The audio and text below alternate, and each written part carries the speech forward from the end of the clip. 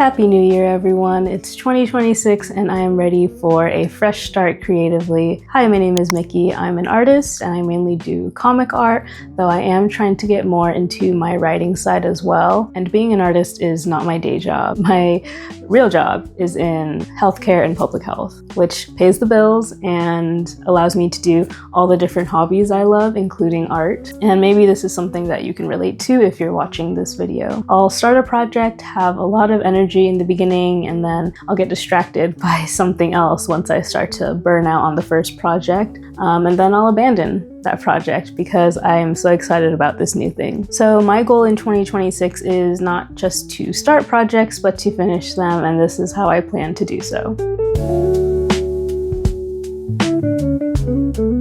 So step one is to decide on my projects for the entire year. I'm a big planner in a lot of aspects of my life, except when it comes to like these creative projects. I think there's a lot of value in planning out for the whole year because of one major factor, and that is that it removes the indecision part of the creative process. Not knowing how or when to start is such a big time waster.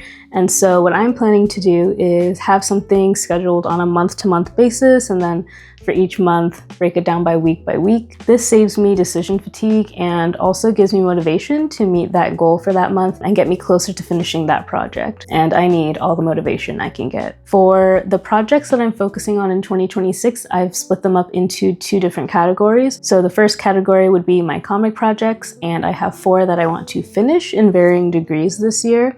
And then the second ongoing project for the whole year is a novel that I'm writing. And so there's no definitive end goal with that. Instead, the goal here is just to create a consistent writing habit.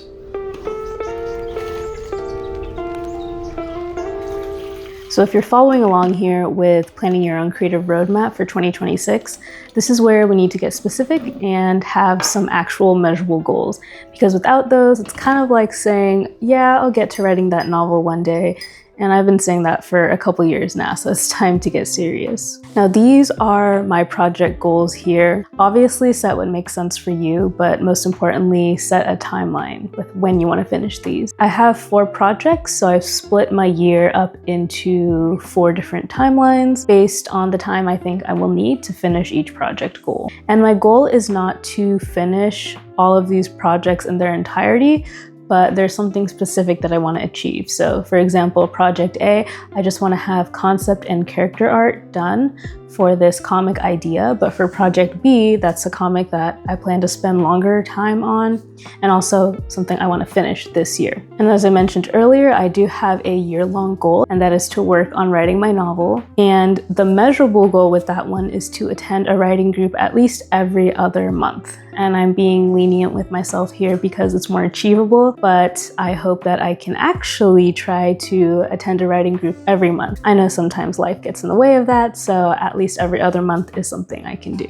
Now that we've identified our projects of focus and the goals of each project, next is to plan how we're going to reach those goals. I think I've struggled with finishing comic projects in the past because I've missed both the art skills and the writing skills that I need to give my ideas justice. So something I want to do for my comic projects is to work on my fundamental art and writing skills and also expose myself to more styles of art and study those and see how I can implement that into my own work. Last month, I went to the Mopop exhibit on manga. This was so incredible because I got to see some actual pages from like Taiyo Matsumoto, which is one of my like admired comic artists that I look up to. And like I was staring down those pages and taking notes because there's some things that he does with his pages that I want to start implementing with how I do my comic art. It also really made me like even more headstrong and wanting to do all my comic art